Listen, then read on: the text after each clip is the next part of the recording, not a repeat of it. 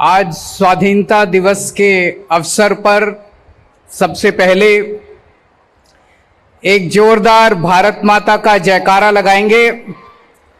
सब लोग मुट्ठी बंद करेंगे, हाथ ऊपर करेंगे और पूरे दिल से बोलेंगे, भारत माता की, भारत माता की, इंकलाब, इंकलाब, वंदे वंदे। स्वाधीनता दिवस के पावन पर्व पे सभी दिल्ली वासियों को, सभी देशवासियों को बहुत बहुत शुभकामनाएं, बहुत बहुत बधाई। सबसे पहले मैं उन सभी स्वतंत्रता सेनानियों को, लाखों लाखों करोड़ों लोग जिन्होंने किस्म किस्म की कुर्बानियां देके हमारे देश को आजाद कराया, उन सब लोगों को मैं दिल से नमन करता हूं। जिन लोगों ने देश आजाद होने के बाद, उन सभी जवानों ने, जिन लोगों ने बॉर्डर के ऊपर पिछले 76 साल देश की सुरक्षा की, देश की रक्षा की और अपनी जान की बाजी लगा के देश की रक्षा की, उन सब लोगों को मैं दिल से नमन करता हूं। जिन लोगों ने पिछले 76 साल में किस्म किस्म के क्षेत्रों में, अलग अलग क्षेत्रों में दुनिया भर में भारत का नाम रोशन किया, आज स्वाधीनता पर्व के अवसर पे मैं उन सब लोगों को नमन करता हूं। अभी कुछ दिन पहले हमारी प्यारी दिल्ली में प्राकृतिक आपदा आई थी, भीषण बाढ़ आई थी। यमुना का स्तर इतना बढ़ गया था जितना आज तक दिल्ली के इतिहास में कभी उतना यमुना का स्तर नहीं बढ़ा था। लेकिन सभी दिल्लीवासियों ने मिलके दिल्ली सरकार के साथ, केंद्र सरकार की मदद से इस आपदा का सामना किया और मुझे खुशी है कि हम उस आपदा का सामना करने में सफल हुए। कुछ लोगों के घरों में क्षति हुई, उन लोगों का सामान नष्ट हो गया था। सरकार की तरफ से हम लोगों ने उन्हें हर संभव प्रयास, हर संभव सहायता देने की मदद की, कोशिश की। दोस्तों, आज स्वाधीनता दिवस का पर्व है, खुशी का मौका है, लेकिन मन का एक कोने में एक छोटी सी व्यथा है। आज मन व्यथित है।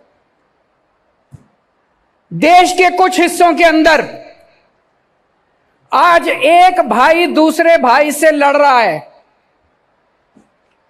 मणिपुर जल रहा है।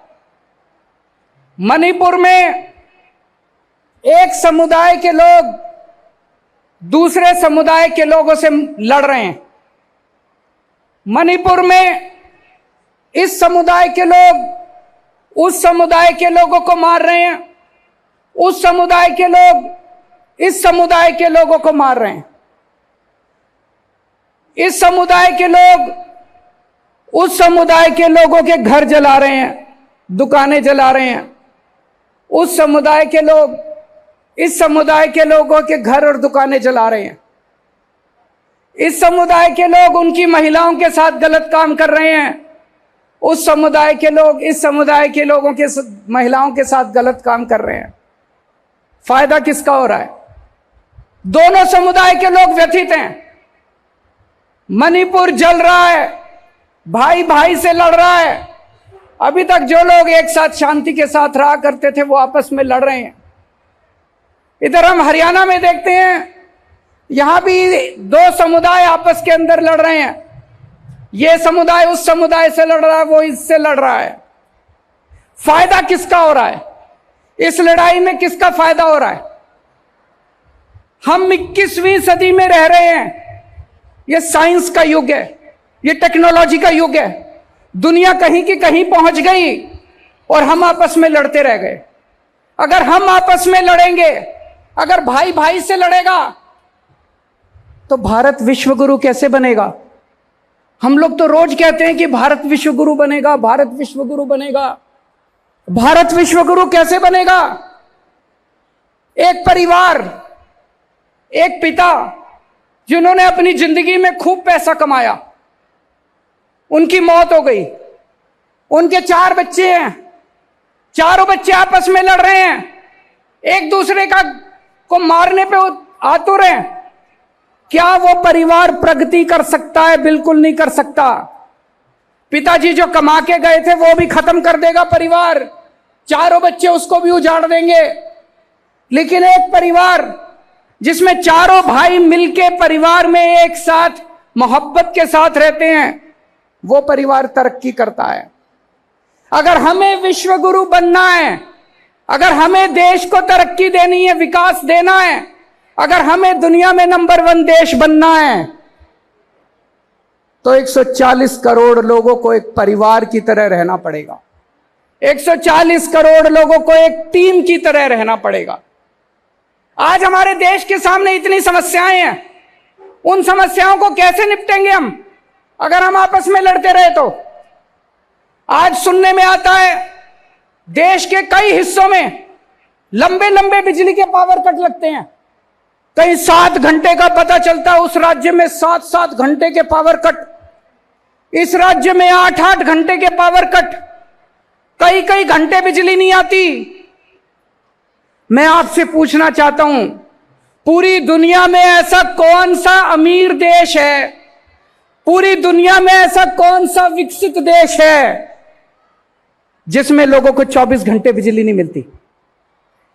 जब तक हमारे देश के अंदर 7-7, 8-8 घंटे के पावर कट लगेंगे, हमारा देश कभी विश्वगुरु नहीं बन सकता। कहने को बड़े बड़े भाषण दिए जा सकते हैं, जब तक हमारे देश में 24 घंटे बिजली नहीं होगी, इंडस्ट्री कैसे तरक्की करेगी? किसान कैसे बुआई करेगा अगर हमारे देश के अंदर 24 घंटे बिजली नहीं होगी? तो अगर हमें दुनिया में विश्वगुरु बनना है तो अपने देश में 24 घंटे बिजली का इंतजाम करना पड़ेगा। हमारे देश में लंबे लंबे पावर कट क्यों लग रहे हैं? बिजली क्यों नहीं आती? क्या बिजली की कमी है? अब मैं आपको एक ऐसा आंकड़ा बताने वाला हूं जिसे सुन के आप चौंक जाएंगे। हमारे देश में 4.25 लाख मेगावाट बिजली बनाने की क्षमता है। कितनी क्षमता है? 4.25 लाख मेगावाट बिजली उत्पादन करने की क्षमता है। यानी कि हमारे देश में इतने पावर प्लांट हैं कि वो सारे अगर 100% क्षमता पे काम करें तो 4.25 लाख मेगावाट बिजली बना सकते हैं। और हमारे देश की बिजली की डिमांड कितनी है?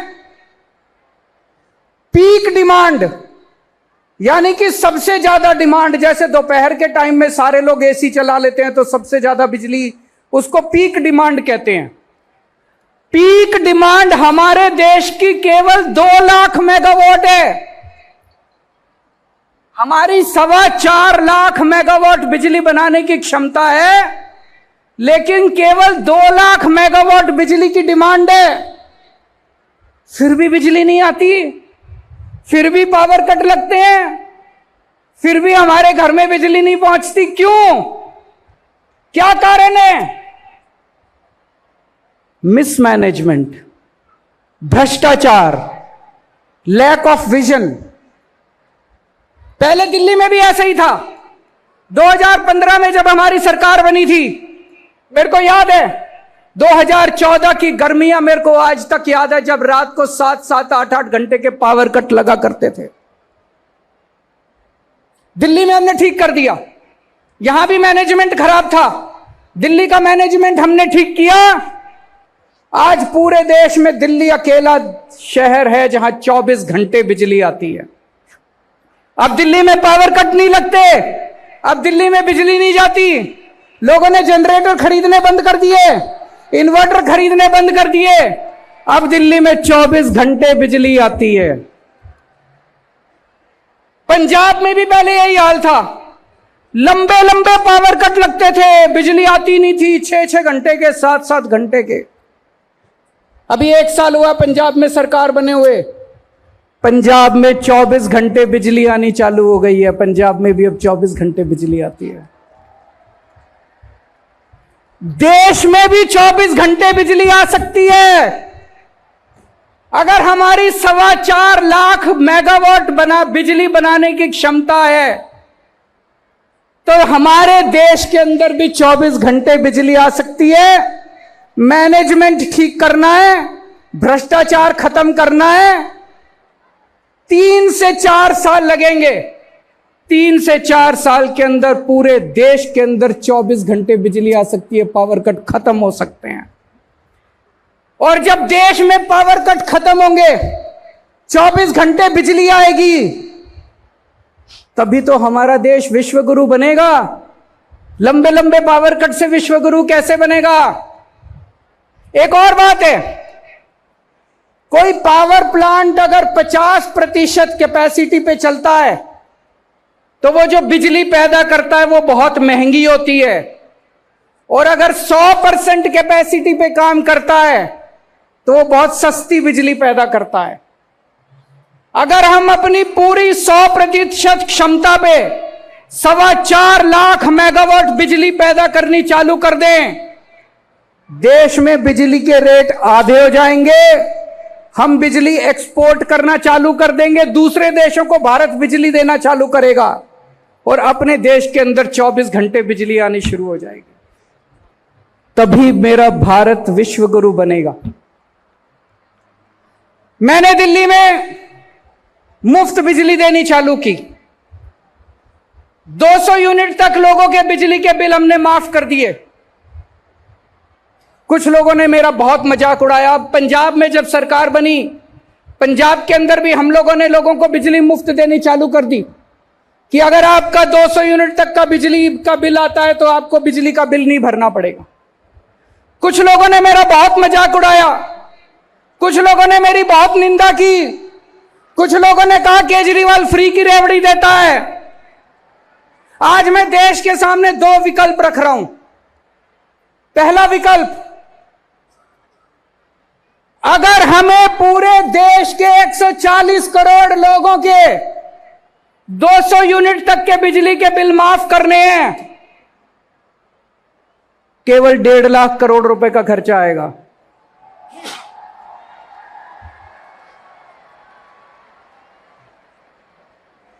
अगर हमें अपने देश के 140 करोड़ लोगों के 200 यूनिट तक के बिजली के बिल माफ करने हैं, तो केवल 1.5 लाख करोड़ रुपए का खर्चा आएगा। और अभी हम अखबारों में पढ़ते हैं कई बार कि 4 बड़े बड़े अरबपतियों के 1.5 लाख करोड़ रुपए के बैंकों के कर्जे माफ कर दिए। मैं आज देश के सामने 2 विकल्प रख रहा हूं कि क्या 140 करोड़ लोगों के 200 यूनिट बिजली के बिल माफ होने चाहिए, या 4 अरबपति लोगों के 1.5 लाख करोड़ रुपए के बैंकों के कर्जे माफ होने चाहिए। देश तय कर ले, जो देशवासी कहेंगे वही होना चाहिए। एक और बात मैं आपसे प्रश्न पूछना चाहता हूं, जब तक हमारे देश में पैदा होने वाले हर बच्चे को अच्छी शिक्षा नहीं मिलेगी, क्या हमारा देश विश्व गुरु बन सकता है? नहीं बन सकता। आप कोई अमीर देश उठा के देख लो, Japan, France, Tokyo, America, Canada, Italy, कोई यूरोपियन कंट्री उठा के देख लो, डेनमार्क, स्वीडन, कोई अमीर देश उठा के देख लो, वहां हर बच्चे को, चाहे अमीर का बच्चा हो चाहे गरीब का बच्चा हो, अच्छी से अच्छी शिक्षा मिलती है।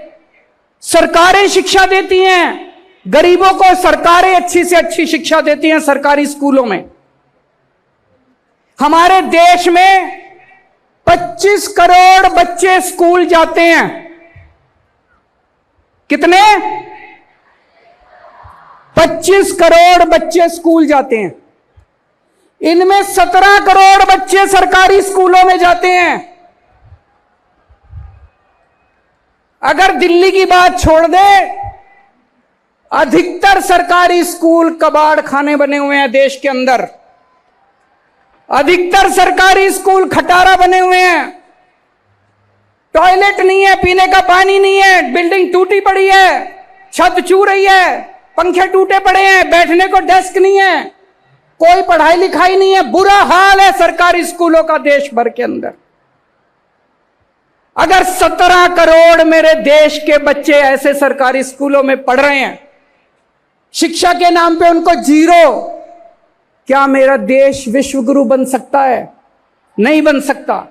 जब तक एक एक बच्चे को अच्छी से अच्छी शिक्षा नहीं दी जाएगी, तब तक हमारा देश विश्व गुरु नहीं बन सकता।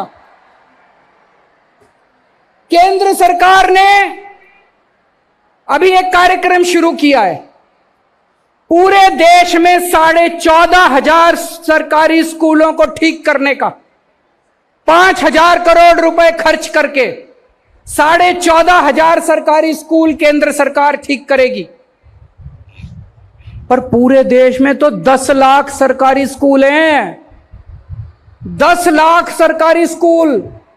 5 साल में अगर हम 14,500 स्कूल ठीक करेंगे तो 10 लाख सरकारी स्कूल ठीक करने में तो 150-200 साल लग जाएंगे। आज मैं आपके सामने एक प्लान रख रहा हूं। 5 साल के अंदर देश के सारे 10 लाख सरकारी स्कूल शानदार बनाए जा सकते हैं, फर्स्ट क्लास बनाए जा सकते हैं, वर्ल्ड क्लास बनाए जा सकते हैं। देश के सारे 10 लाख सरकारी स्कूलों को प्राइवेट स्कूलों से अच्छा बना देंगे, वर्ल्ड क्लास बना देंगे। जैसे दिल्ली के सरकारी स्कूल चमका दिए, आज दिल्ली के सरकारी स्कूल प्राइवेट स्कूलों को पीछे छोड़ रहे हैं। दिल्ली के सरकारी स्कूलों के नतीजे प्राइवेट स्कूलों से ज्यादा अच्छे आ रहे हैं। हमें करना आता है। पहले दिल्ली के सरकारी स्कूल ठीक किए, अब पंजाब के सरकारी स्कूल शानदार बनाए जा रहे हैं। जो खर्च हम लोगों ने दिल्ली में किया सरकारी स्कूलों को ठीक करने का, मैंने सारा हिसाब किताब करा, जमा जोड़ किया। अपने देश के सारे 10 लाख सरकारी स्कूलों को ठीक करने के लिए 6 लाख करोड़ रुपए का खर्चा आएगा।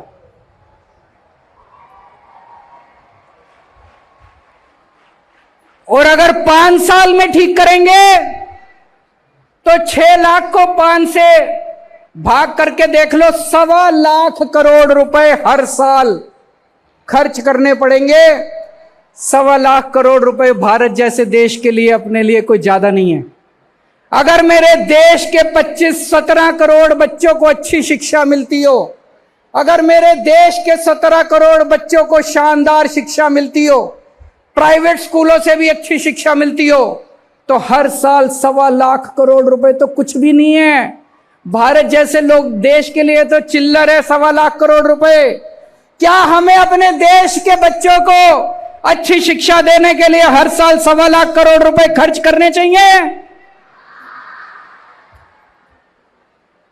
आप लोग मेरे से पूछोगे, अरविंद जी स्कूल तो अच्छे हो जाएंगे, शानदार हो जाएंगे, स्कूल चलाने का खर्चा कहां से आएगा?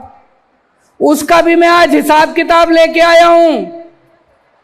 देश के 17 करोड़ बच्चों को अच्छी शिक्षा देने के लिए, अच्छे अच्छे टीचर देने के लिए, शानदार यूनिफॉर्म देने के लिए, अच्छी पढ़ाई कराने के लिए, टीचर्स को अच्छी ट्रेनिंग देने के लिए एक साल में 7.5 लाख करोड़ रुपए चाहिए। और अभी पूरे देश में केंद्र सरकार और सारी राज्य सरकारें मिला के शिक्षा के ऊपर 7.5 लाख करोड़ रुपए खर्च करती हैं। इसका मतलब कोई भी एक्स्ट्रा पैसा नहीं चाहिए। जो खर्चा होता है उसमें भ्रष्टाचार खत्म कर दो, सारे बच्चों को अच्छी शिक्षा मिल जाएगी।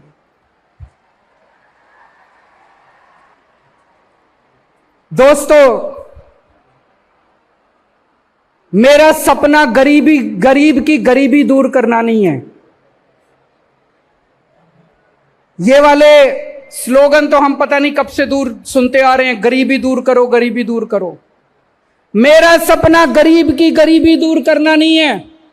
मेरा सपना हर गरीब को अमीर बनाना है। मैं हर गरीब को अमीर बनाना चाहता हूं, और हर गरीब तब अमीर बनेगा जब उसका बेटा इंजीनियर बनेगा, जब उसका बेटा डॉक्टर बनेगा, जब उसके बेटे को शानदार शिक्षा मिलेगी।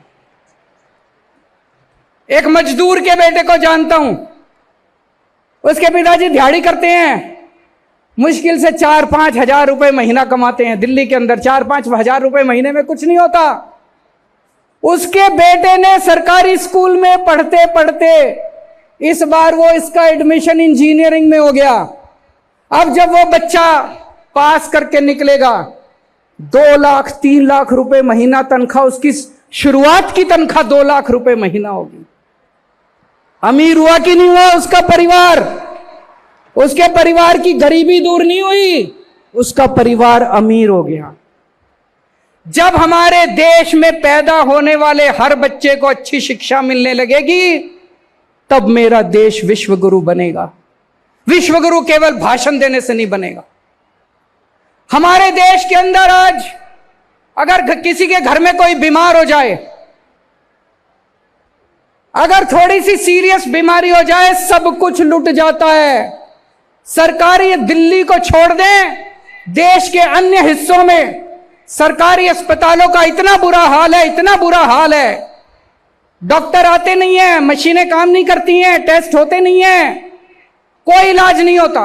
हर आदमी चाहता है मैं प्राइवेट में जाके इलाज कराऊं।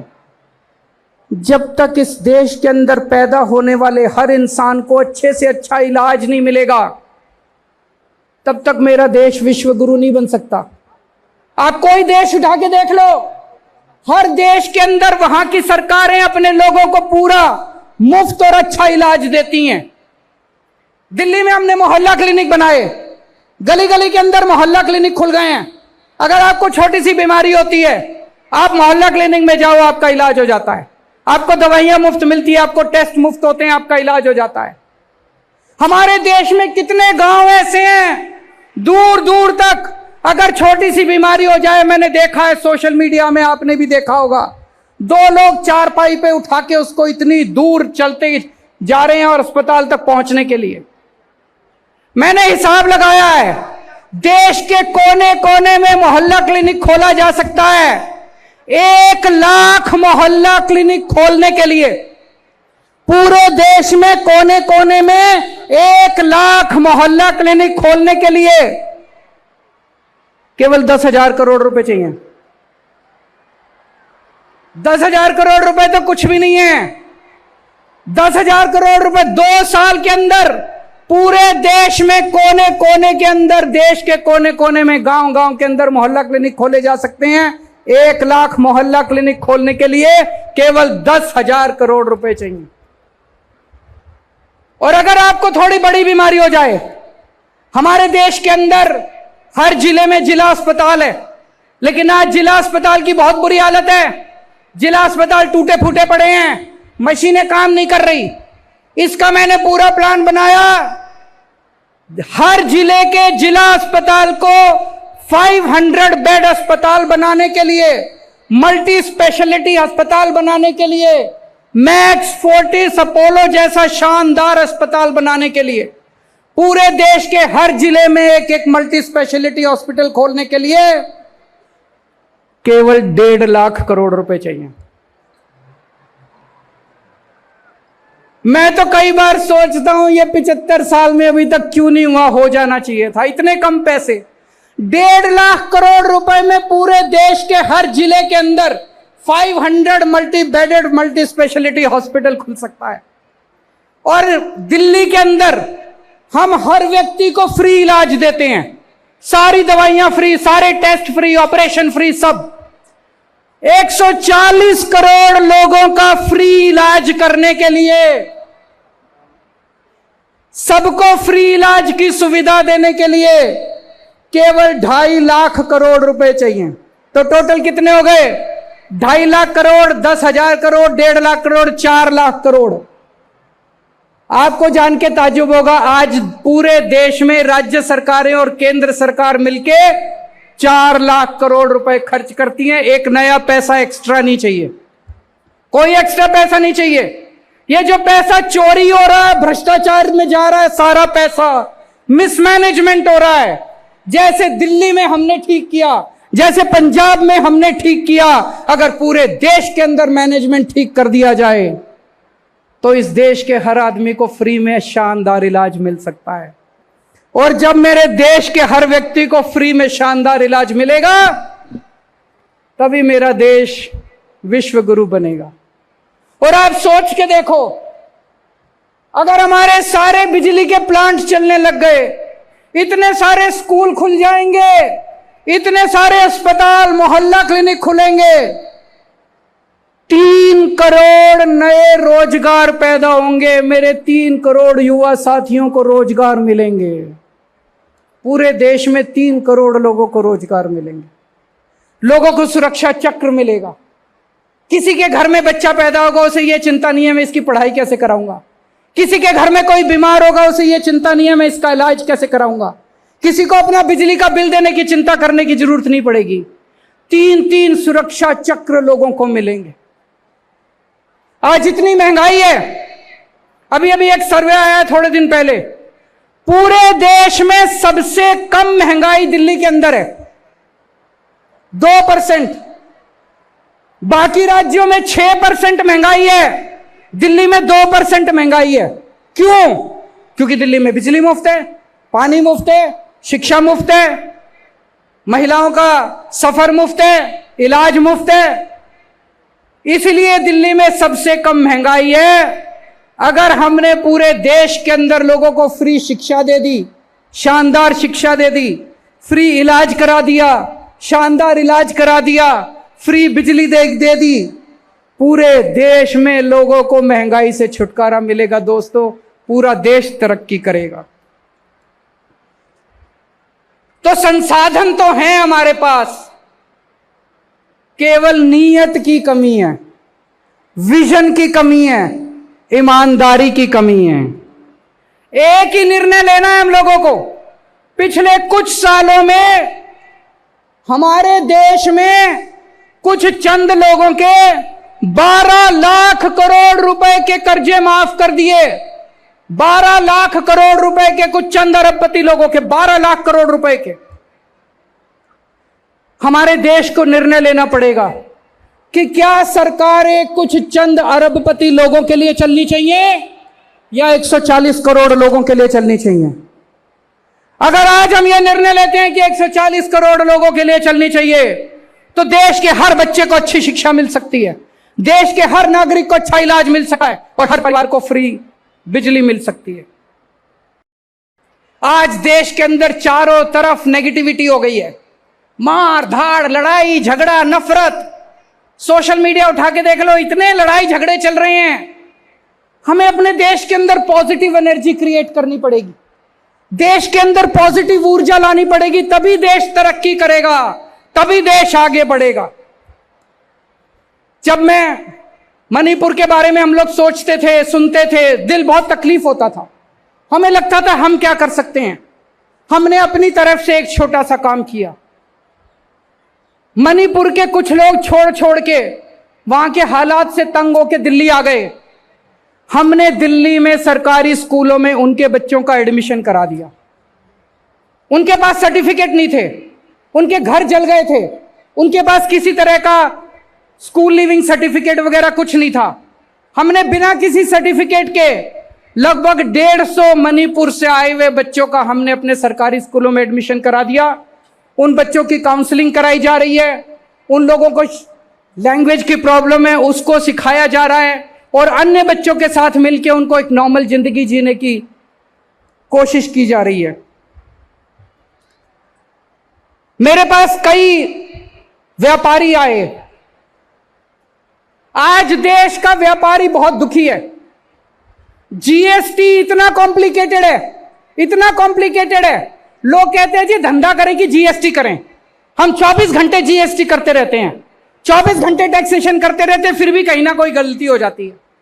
हमारे देश का व्यापारी ईमानदारी से काम करना चाहता है, हमारे देश का उद्योगपति ईमानदारी से काम करना चाहता है, लेकिन हमने सिस्टम ऐसा बना दिया कि उसको जानबूझ के बेईमानी करनी पड़ती है।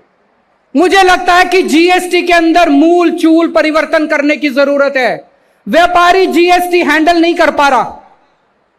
चाणक्य ने एक बार कहा था कि जब कोई राजा टैक्स लेता है तो उसे ऐसे टैक्स लेना चाहिए जैसे मधुमक्खी बड़े प्यार से फूल से शहद निकालती है और फूल को पता भी नहीं चलता कि शहद निकाल लिया गया। उसी तरह से सरकार को व्यापारियों से ऐसे टैक्स लेना चाहिए कि व्यापारी को पता भी ना चले कि उससे टैक्स ले लिया गया। लेकिन अगर टैक्स इतना कॉम्प्लिकेटेड कर दिया कि व्यापारी दुखी है, तो फिर व्यापारी व्यापार कैसे करेगा, और व्यापार नहीं करेगा तो देश तरक्की कैसे करेगा। अभी दिल्ली के लोगों का अधिकार छीनने के लिए पहले एक ऑर्डिनेंस लाया गया और उसके बाद एक कानून पास किया गया। दिल्ली के लोगों के लोकतांत्रिक अधिकार छीन लिए गए। दिल्ली की चुनी हुई सरकार के काम करने की क्षमता को छीन लिया गया। मेरे पास बहुत लोग आ रहे हैं, मुझसे पूछ रहे हैं अब आप काम कैसे करोगे। आज मैं स्वतंत्रता दिवस के पावन अवसर पे दिल्ली के 2 करोड़ लोगों को यह आश्वासन देता हूं कि जो मर्जी हो जाए, जो मर्जी पावर छीन लें, हमारे 2 काम जारी रहेंगे। एक तरफ हम पावर वापस आपको, आपकी पावर वापस दिलाएंगे, दिल्ली के 2 करोड़ लोगों को आपको अपने अधिकार वापस दिलाएंगे। इसकी लड़ाई हम सुप्रीम कोर्ट में लड़ेंगे। लेकिन जितने काम चल रहे हैं, जब से मैं दिल्ली का मुख्यमंत्री बना हूं तब से ये लोग मेरे काम में अड़चन अड़ाने की कोशिश करते हैं, मेरे काम में अड़चन अड़ाने की कोशिश करते हैं, लेकिन मैंने काम रुकने नहीं दिए। आपके जितने दिल्ली में काम चल रहे हैं सारे काम चलते रहेंगे। आपकी फ्री बिजली चालू रहेगी, आपके बच्चों का अच्छी शिक्षा जारी रहेगी, आपके लोगों का अच्छा इलाज जारी रहेगा, आपकी महिलाओं को फ्री सफर जारी रहेगा। आप चिंता मत करना, अपना प्यार बनाए रखना। जितने काम है सारे काम जारी रहेंगे। हो सकता है थोड़ी स्पीड कम हो जाए, जब क्षमता वापस आएगी सारी तो हम खूब स्पीड से और काम करेंगे। लेकिन यह कभी मत सोचना कि दिल्ली के काम किसी भी हालत में मैं रुकने नहीं दूंगा। दिल्ली के काम नहीं रुकेंगे बिल्कुल। पिछले दिनों दिल्ली नगर निगम ने पूरी दिल्ली के अंदर सफाई अभियान शुरू किया है। बहुत तेजी के साथ उन्होंने कई टीम बनाई है। पूरा दिल्ली नगर निगम, सभी सफाई कर्मचारी, सभी उनके अधिकारी, सब लोग लगे हुए हैं। मैं दिल्ली के लोगों को आज अपील करना चाहता हूं, आप सब लोग इस सफाई अभियान में जुड़िए और आइए मिलके हम अपनी दिल्ली को साफ सुथरा बनाते हैं। आने वाले दिनों में मैंने अपने सामने 3-4 मेन काम रखे हैं। एक, पानी पे काम करना है और मैं कर रहा हूं। दिल्ली के हर घर 24 घंटे पानी पहुंचना चाहिए और टूटी से साफ पानी आना चाहिए।